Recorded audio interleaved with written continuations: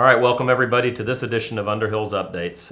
Here we are in the District 2 office. With the exception of code enforcement issues, the number one thing that we get phone calls here about are about the roads. And we all know that the roads in Escambia County, as we grow as a county, we're not building roads at the rate that we should be, and we're not taking care of the ones that we already have. So this discussion really is going to be about a couple of major intersection improvements going on Gulf Beach Highway and Sorrento.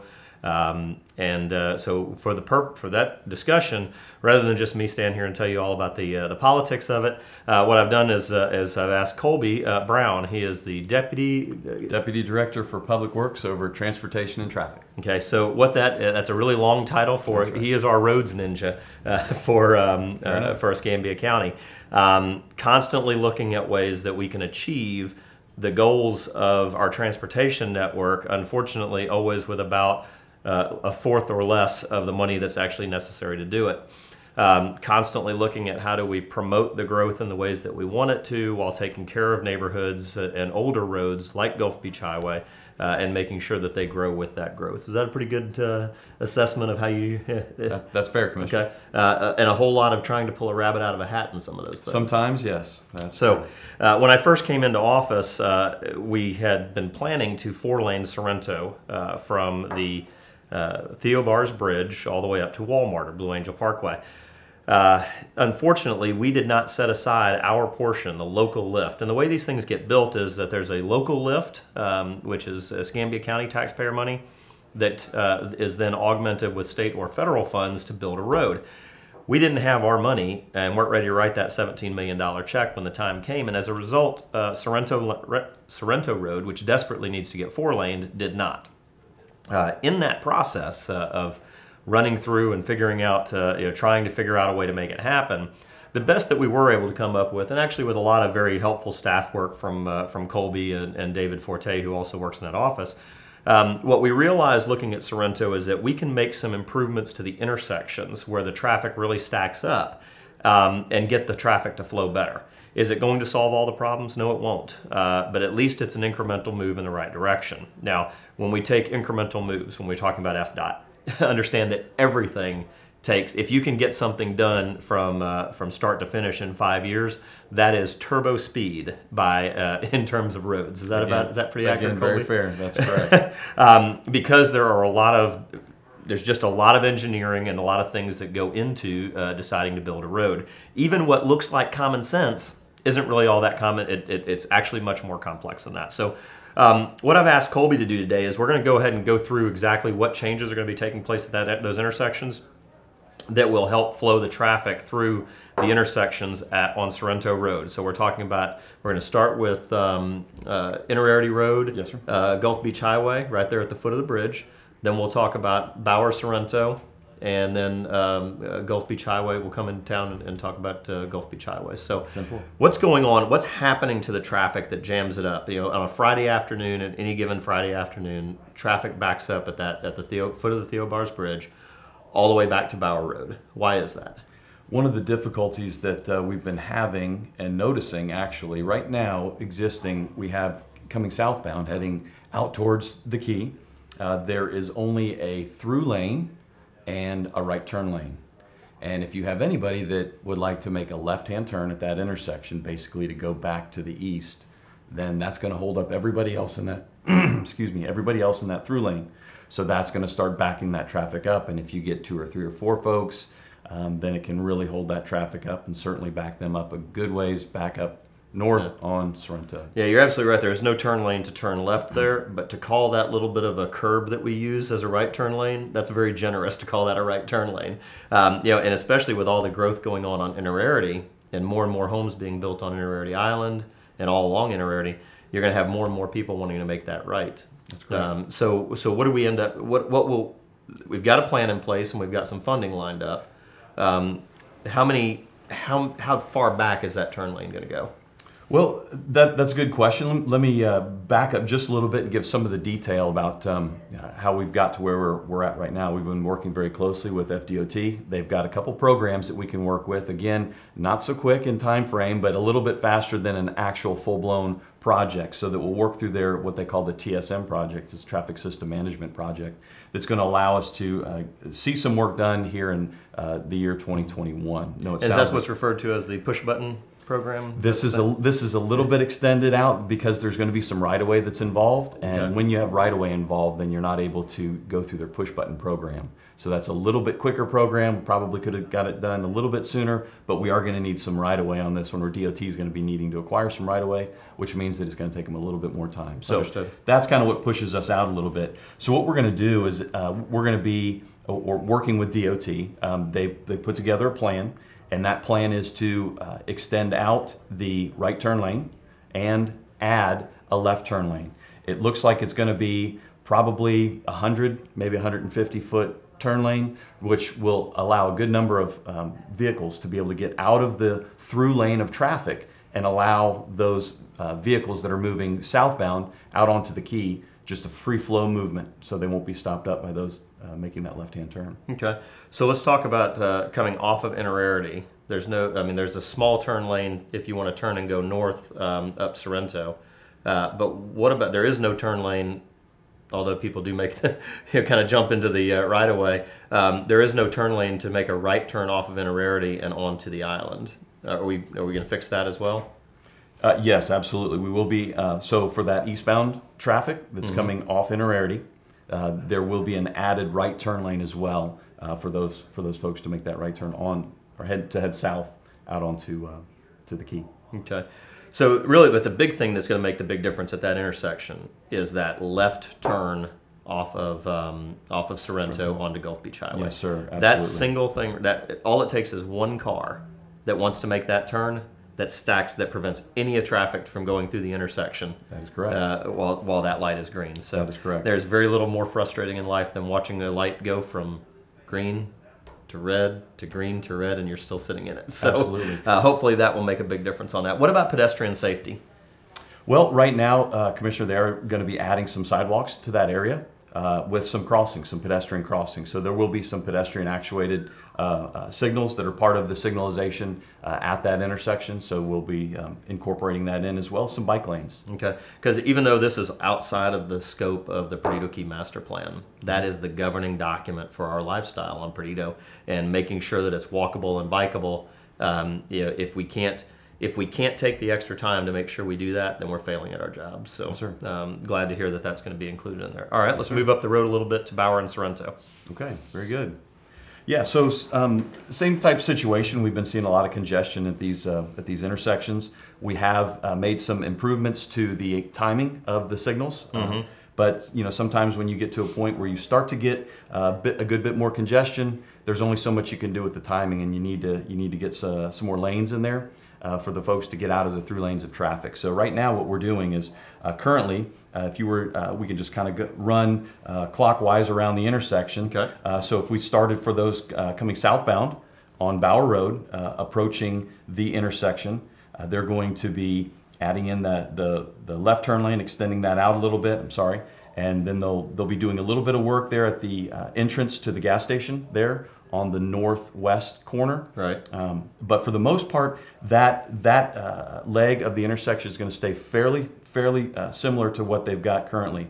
So if we continue around the intersection, for those who will be heading westbound on Sorrento, as they approach the intersection, there is currently a very small right turn lane into the gas station, but then there is no right turn lane just beyond that for folks to make that northbound right turn. And Colby, you can always tell people, I mean, it's so common to see people get in that turn lane thinking it's a left turn lane, and then have to try to wiggle their way back into traffic right there. There are quite a few creative uses of vocabulary that I've personally seen there because that turn lane doesn't exist. Yes, sir. What we're planning on doing, again, in working with DOT on this intersection is we're not extending that right turn lane, but we're going to make it able for those who do get in that right turn lane and realize in the last minute that, hey, this is a a turn lane into the gas station. They could, it will be striped so that they aren't supposed to continue across there, but they'll be able to without having to pull back out without creating into conflict. through lane. Yeah. Yes, sir. Okay. And so then what they'll be right directly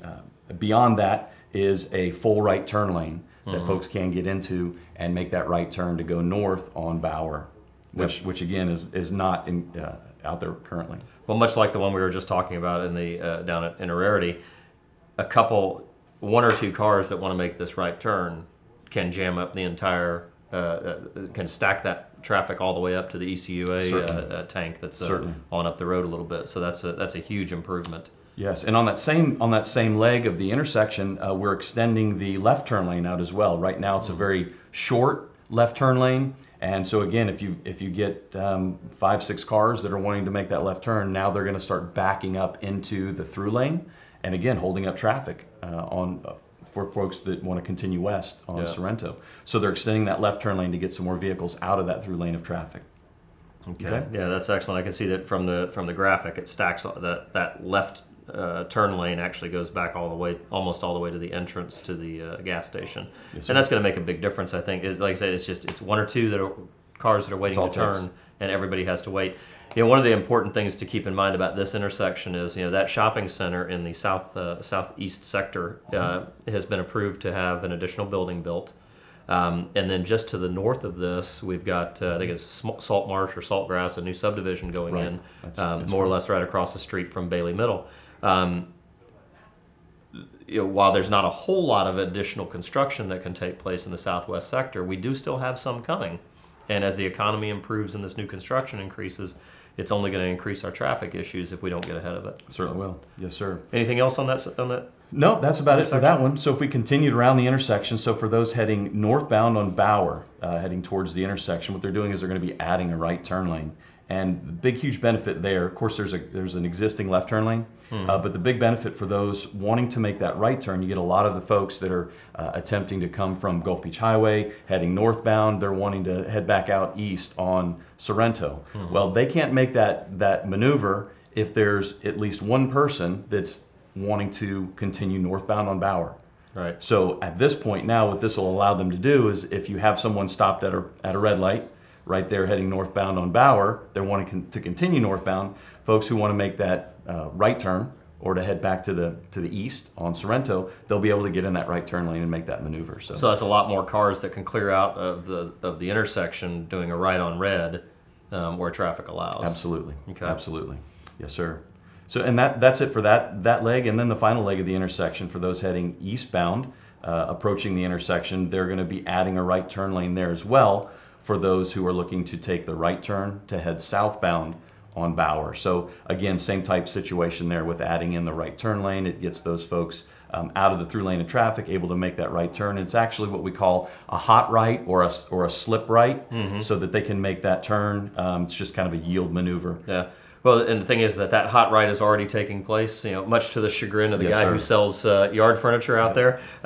People are already using the curb to do it. This just makes it a lot more safe. That's exactly right. Yeah, that's awesome. Anything else at that intersection? Nope, that's it. That pretty much hits each leg there. All right, so the last one that I really wanted to talk about, Gulf Beach Highway went from when I'm talking about Gulf Beach Highway, I'm not talking about old Gulf Beach Highway, but Gulf Beach Highway itself, which goes from Navy Boulevard, down in Warrington, all the way to Blue Angel Parkway, right, where it becomes Sorrento. This section of road was running at about a level of C level of service until Naval Air Station closed the front gate to tourism traffic. When they did that made this road one of our primary tourism roads, because all the tourism traffic that goes to the lighthouse or goes to the Naval Aviation Museum, which is of course it is the single biggest tourism draw in my district. Yes, sir. All of that traffic has to run down this road, which simply was not designed for it. So we went from a level C to level F almost overnight. We've done jumped through every hoop and pulled every rabbit out of a hat that we can to accelerate the 4-laning of that. And Colby, as I understand it, we're using an urban profile for that 4-lane. Is that right?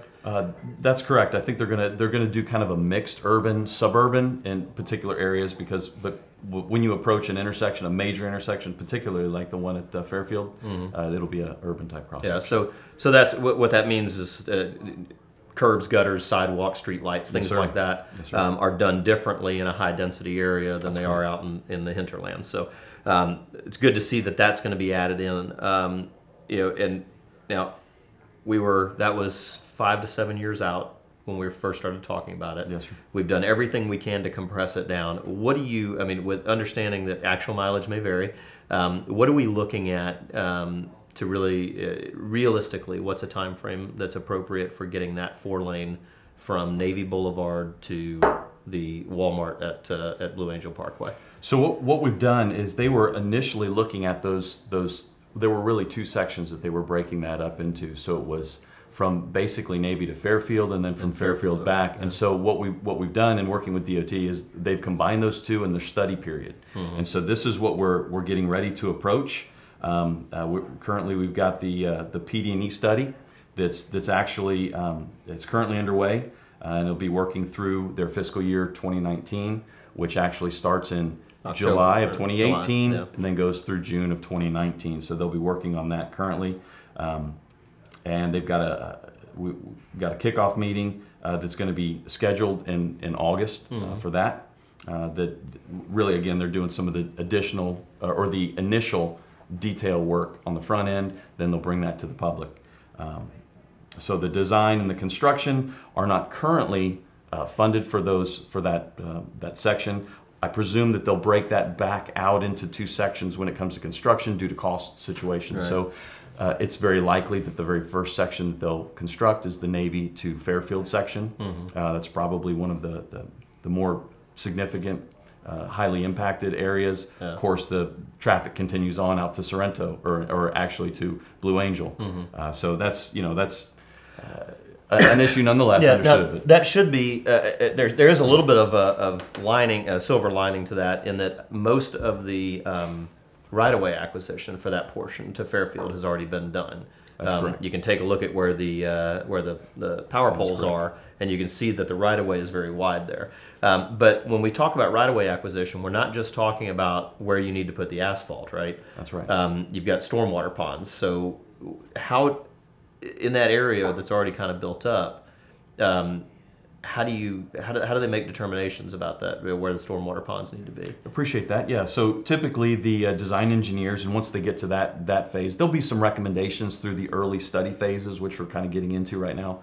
But once we get into the design phases, then that's when they'll really kind of hone in on some of the areas that would be most beneficial to help out with some of the stormwater. They've been pretty savvy here in the past and utilizing some of the areas within the right-of-way that uses the drainage swales as maybe some retention areas to kind of minimize some of that right-of-way. But nonetheless, when you do a large-scale roadway project like this, you're going to need stormwater ponds.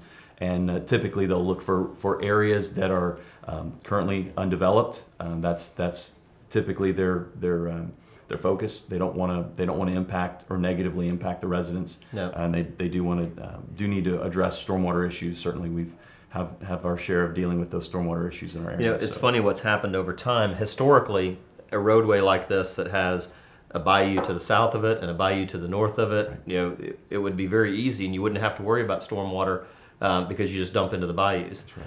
Those days are long since gone, yes, and now we have to attenuate stormwater before it goes into the bayous. That's so, Bayou Grande has been, we're seeing a lot. We've invested an enormous amount of money into the oyster reefs and things like that, and you're seeing that bayou come back. That's right. So, well, to the layman, you'd think, man, this should be really easy. You just dump it right there. That it actually increases the cost. It's not only less expensive, but it's more expensive because you really have to attenuate the silt, the motor oil, and all those other things that come off the roads when it rains. That's correct. Yep, stormwater quantity and quality. So yeah, we need the quality to aspect is really in such an environmentally sensitive area, that does make it expensive and makes what seems like it should be very easy is actually fairly challenging. Yes, so what are we doing in terms of incremental fixes or small things that we can accomplish today that improve that?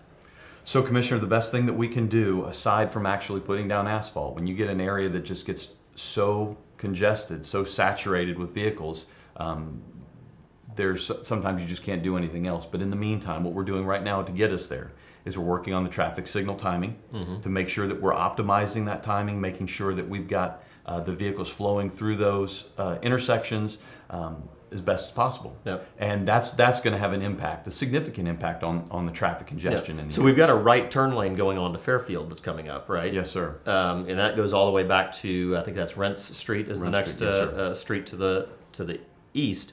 So that would allow probably 4 or 5 cars that would be turning right onto Fairfield to not slow down or not stack up in that intersection, right? That's exactly correct. Actually, we're looking at probably about a 150 to 200 foot turn lane, so it'll allow a majority of those vehicles that are typically waiting in that through lane to finally get to the intersection and make the right turn, because there's no right turn there at all. Now they'll be able to get into that right turn and make that maneuver. It'll reduce the congestion in that intersection pretty significantly. So if you are coming straight through that intersection westbound, that's even if it's only 3 to 5 more cars that don't end up between you and the intersection, when that light turns red right in front of you, 3 to 5 cars is everything. That's right. Is the difference between getting through and not. Now we've also got a significant street lighting effort that FDOT is putting in there, right? Absolutely. We're doing street lighting at that intersection. I know it's 6 for that intersection. It's 6 of the new bright LEDs that will make. I mean, that is just pitch dark, and. We've just put in the sidewalks on that section, and that's a great thing. And it's always at any given time of day or night, you see people walking on those sidewalks. But because the sidewalks are there, that's promoting people walking, which means without the street lights, it becomes more dangerous. So I know we've got the 6 bright street lights that are going in at that intersection, and a couple down the road as well. Yes, sir. Actually, we've been working with DOT and our CRA in that area, the community redevelopment area, which is actually through this section, the DOT portion of Fairfield. They're looking at putting in about 20 to 30 streetlights up and down Gulf Beach Highway, where the new sidewalks have been put in. Also looking at on our section of Gulf Beach Highway, getting another 20 to 30 streetlights down there as well for the pedestrians. And we put in all those streetlights in Myrtle Grove, and now if you drive through down Lillian Highway at midnight, you can get a sunburn. I mean, it's just so brightly lit up. Even in the middle of the night, Myrtle Grove looks like a welcoming and safe place. I really have found in my short time doing this job, it's amazing how much of an impact on the feel of a neighborhood streetlights can have. And people feel safer, they feel more open. It just really promotes that lifestyle of talking to your neighbors. And if the neighbors are out on the sidewalks, then people who intend to do or looking for some harm to do, looking for some place to go and do something that they shouldn't, they'll move right on past a neighborhood that's well lit, where the citizens are out there together on the sidewalks, and because they know that those are the eyes and ears of the neighborhood. That's correct. They'll go to a place where there aren't street lights and where people aren't out in their front yards, because that looks like a neighborhood where they can get away with something. So That's right. when you're talking about them putting in 20 and us putting in 20, you light up that part of Gulf Beach Highway, it starts to have a real major impact on how people feel about that neighborhood. Yes, sir. So, anything else that we've missed? No, I think that's good, Commissioner. Certainly, I would be happy to kind of chime in too on your comments. You called it a rabbit trail, but it's more like a highway when it comes to the planning section for a lot of these roadways. I know it's difficult on a commissioner side, working with the residents to balance the immediate issues and roadways that need to be fixed right now, and then the planning to address roadways like we're talking about with Gulf Beach Highway and widening, and to handle the growth that we're seeing in those areas. So just like we mentioned earlier, DOT works on a 5-year work program, and on that 5-year work program, they're planning out the 3rd and 4th and 5th year, and so the county needs to be doing that as well, so that we can better plan those projects for the future, and that would greatly help the county to be able to move those projects forward, because that, again, like you said, the DOT's looking for the county to step up and move those things forward. So. And that's one of the interesting experiences that I had when I first came on board had to do with Bayou Chico, and I thought we had a plan to dredge Bayou Chico, and so I, freshly minted commissioner, and I put on my suit and tie and headed over to Tallahassee to see about getting DEP to help us, and I walked in and in their office they said, Commissioner, you don't have a plan, you have an idea. And there's a huge difference between an idea and a plan. That's right. So unfortunately here in Escambia County, we have for a long time allowed a political speech and an idea to take the place of a plan. If we're really going to improve how quickly we get these things done, and if we're going to improve the quality of place that we are here in Escambia County, the only way we're going to do that is to stop with the good idea fairy stuff and focus on planning. You know, plan your work, work your plan, and put your money where your mouth is. Stop spending money on things that are not high priorities. And when people come and say, hey, Commissioner, I think we ought to spend taxpayer dollars on this or that or the other, the answer should be, that's a great idea. What should I not build in order to get your thing done? Okay, because nobody wants to actually have to make that difficult question. But the reality is, as a commissioner, that's exactly what I have to do in every decision that I make. So you may have a phenomenally good idea, but if it is not public safety and infrastructure, we don't have the money for it.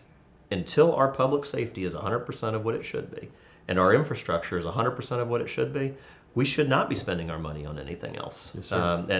Again, that's my philosophy here as a commissioner. It has required me to say no, particularly to some very powerful people who aren't accustomed to hearing that word. But it does. I think it's character building. Certainly. Because that way it allows us to stay focused on public safety and infrastructure. When I say infrastructure, it's funny. It doesn't matter if it's Perdido Key, which is the wealthiest community neighborhood, in the two-county area. According to the Studer Institute Pockets of Poverty map.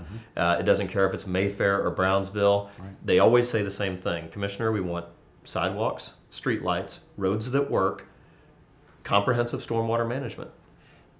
I mean, that's not, none of those things are like, those aren't the things that'll get you on the front page of the P&J. Sure. But every neighborhood in my district says the same thing. Those are their priorities. Yes, sir. And of course, public safety. If you can't feel safe in your own neighborhood, that is really the number one job of the government. If you can't do that, then it doesn't matter how well you do other things. So, Colby, I appreciate the time. This has been a really good.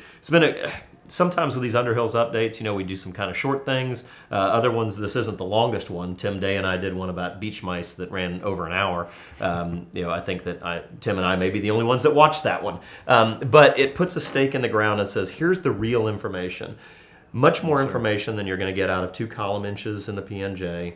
This is really the hard work of the government that is not going to make it into a 30-second section on WAR. So the purpose and what I try to use the Underhills updates for is really to see what the hard work looks like, really where we're at on it, but also to give the staff an opportunity to be in front of the constituents, because it's very easy to look at the 5 of us commissioners and say, well, that's what the government is. Right. But we're really not. We are just a reflection of the people that put us in that office. What people oftentimes forget is that this county is 1,700 employees just like you. Yes, sir.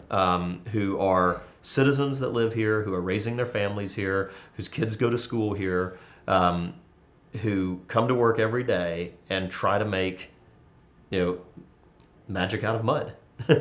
You don't have near the resources that you need. The resources are short and the needs are long. But you guys come here and you do this every single day. When things go great, the politician always takes credit. When things go poorly, the politician looks at staff and says, "What'd you do that for?" But that's just not really who we are. It's really not how it works. The reality is that you guys, if you had the resources, you would make this the best community that you want to live in. No doubt.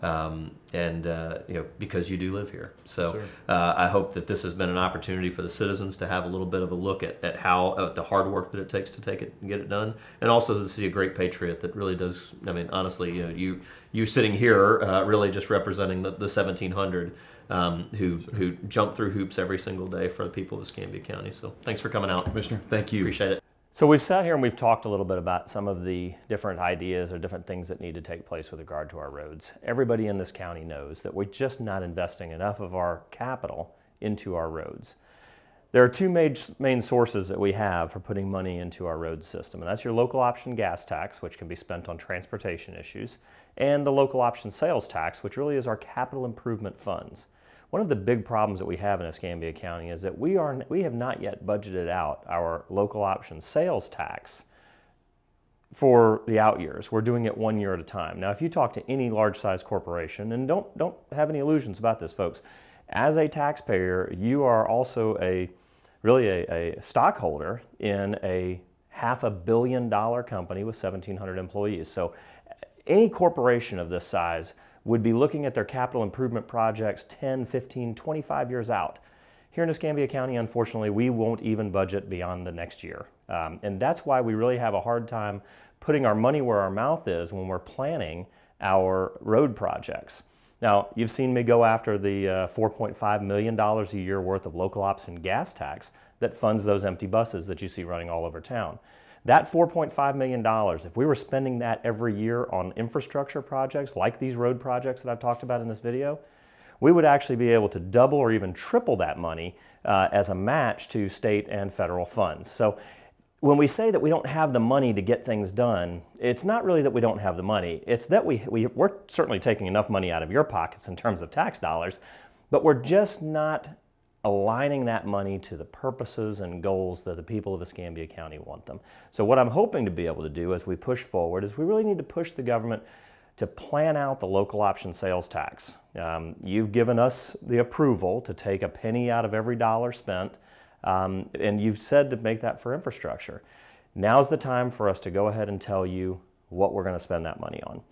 Now, this is not going to be easy for us, okay, because there's over $500 million, that's billion with a B, that's $500 million worth of unfunded local option sales tax issues. What that means is once we sit down and we decide all the things that we're going to spend the local option sales tax on, there's going to be over $500 million of things that we just can't afford that we may have told you at one time or another that we could.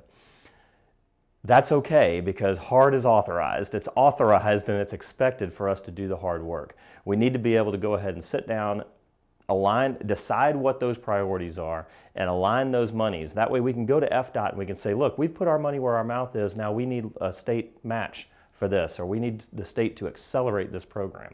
It's very hard to get the state to accelerate a road program when we show up with an empty checkbook. But when you show up to the table with a checkbook ready to write your part of it, then the state and the federal government are much more inclined to assist you in getting over the hump. So hopefully throughout this video we've been able to talk a little bit about the things that need to be done, but most importantly is what we have to do up here. We have to get ourselves in a mindset that infrastructure and public safety is the primary goal of the Escambia County government. And all of our money and resources, time and energy should be spent on those things. So, with any luck, as we start into the budget cycle, which begins now, we can go ahead and really focus on those primary infrastructure issues. And I think that that moves us a huge step toward building the Escambia County that we all know we could be. Thanks a lot.